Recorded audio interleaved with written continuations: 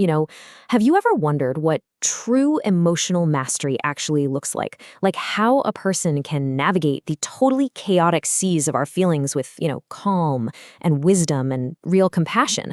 Well, today we're diving into how all of that incredible power is wrapped up in one single fascinating figure in the Tarot, the King of Cups. So, who is this master of the emotional realm? Who really holds the power, not just to feel, but to command their feelings, using them as a source of strength instead of a weakness? Let's get into it. Meet the King of Cups. He is the ultimate archetype of emotional maturity. Seriously. He represents that perfect and, let's be honest, often hard to find balance between our logical mind and our feeling heart. He's not letting his emotions run the show, but he's not bottling them up either. He understands them. He's mastered them. Okay, first, let's look at the king when he's at his absolute best.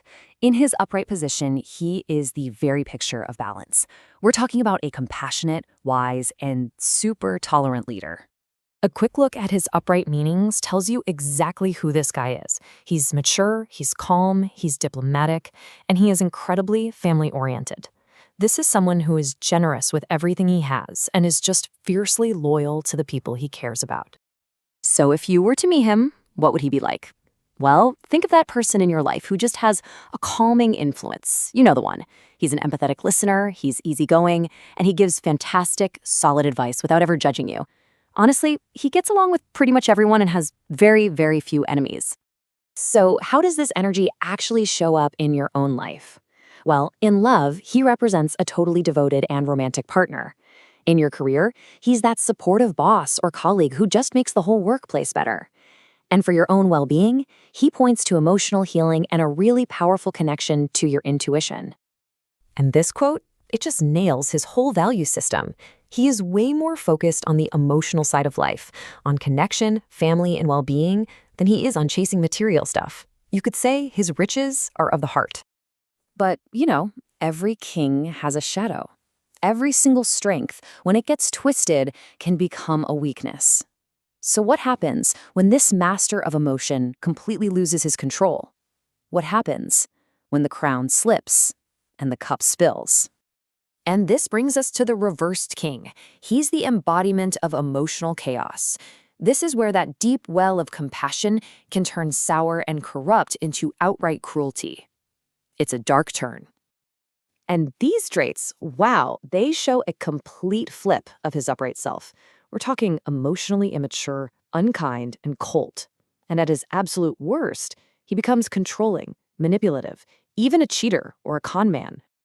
Now, what's really fascinating here is the direct comparison. The upright king uses his profound emotional intelligence to help and to heal people. The reversed king, though, he takes that exact same gift, that ability to read people's emotions, and he uses their weaknesses as a weapon against them.